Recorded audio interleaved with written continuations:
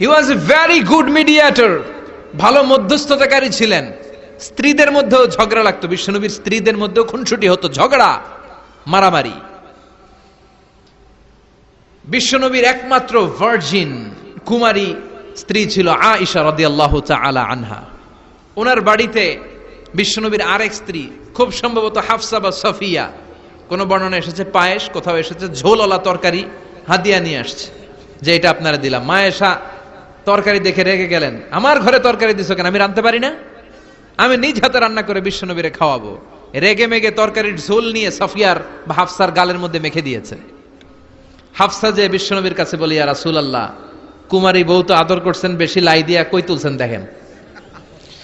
ও নবী, আমি পায়েস নিয়েছিলাম আর ঝোল করা তরকারি নিয়েছিলাম, ভেবেছিলাম আপনিও খাবেন, আয়েশাও খাবে। আয়েশা কয়, আমি কি রাঁধতে জানি না, নিয়ে আসলা কেন আমার ঘরে, দিলা কেন? আমি রাঁধতে জানি, নিয়ে যাও। শুধু আমার তরকারিটা প্রত্যাখ্যান করে নাই, তরকারির ঝোল আর পায়েস দিয়ে আমার গালের মধ্যে কসমেটিক্স বানায়া দিছে। এই যে গাল দেখেন, দলিল নিয়ে আসছি, দেখেন কি করছে। বিশ্বনবীর পদ্ধতি ছিল, বিচার কেউ দিলেই he never take any action, he never react anymore.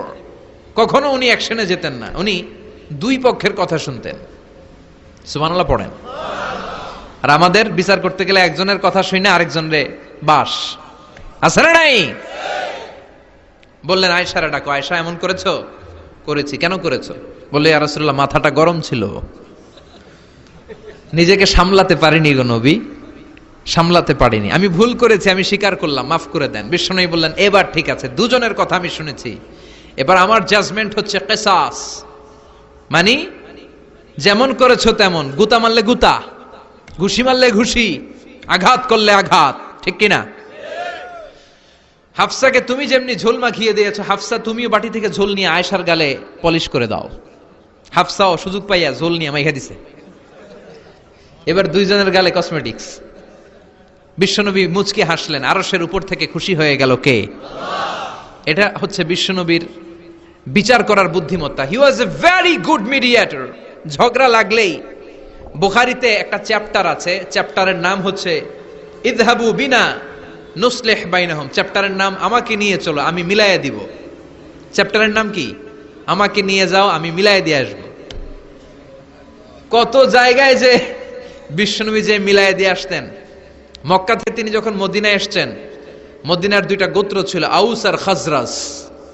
এদের এই দুই গোত্রের মধ্যে 100 বছরের মারামারি, 120 বছরের যুদ্ধ, কেউ থামাতে পারে না। থামাতে পারবে কি করে? বাবা যখন মারা যায়, ছেলেরা বলতো, আমারে মারছিল, তোরাও মারবি। কেউ যখন ইন্তেকাল করে ওসিয়ত করে যেত, আমারে কোপাইছে, তোরাও কোপাবি, কোপায়া সাইজ করে ফেলবি। তো সবাই সবার রাগ আর ঝাল মেটানোর জন্য এরকম ছেলে মেয়েদেরকে ওসিয়ত করে যেত যে এই যুদ্ধ যেন বন্ধ না হয়, আমার প্রতিশোধ তুই নিবি বাবা। এরকম ডাকাইত কিছু লোক আছে না নাই? দাউ দাউ করে আগুন শুধু জ্বালাতে চায়। 120 বছরের যুদ্ধ কেউ থামাতে পারে না। বিশ্বনবী মক্কা থেকে মদিনায় হিজরত করলেন। মদিনায় যে উভয় পক্ষরে নিয়ে বসলেন, উভয় পক্ষের সব কথা শুনলেন। এরপরে কথা শোনার পরে মাত্র 7 দিনের ব্যবধানে বিশ্বনবী 120 বছরের যুদ্ধ মিটায়ে দিলেন। এতদিন পর্যন্ত নিয়ম ছিল, আউসের কেউ খাজরাজের কোনো মেয়ে বিয়ে করে না, খাজরাজের কোনো ছেলে আউস থেকে মেয়ে নেয় না। ওদের আনন্দ ওদের মতো, এদের আনন্দ এদের মতো। এই মিলিয়ে দেওয়ার পর থেকে আউস আর খাজরাজের মধ্যে বিয়ে করানোর ধুম পড়ে গেল। এরা কুরবানির গোশত নিয়ে আউসের এরা খাজরাজের বাড়িতে দিয়ে আসে, খাজরাজের এরা আবার ওট জবাই করলে বড় রান দিয়ে আসে আউসের কাছে। সুবহানাল্লাহ পড়েন।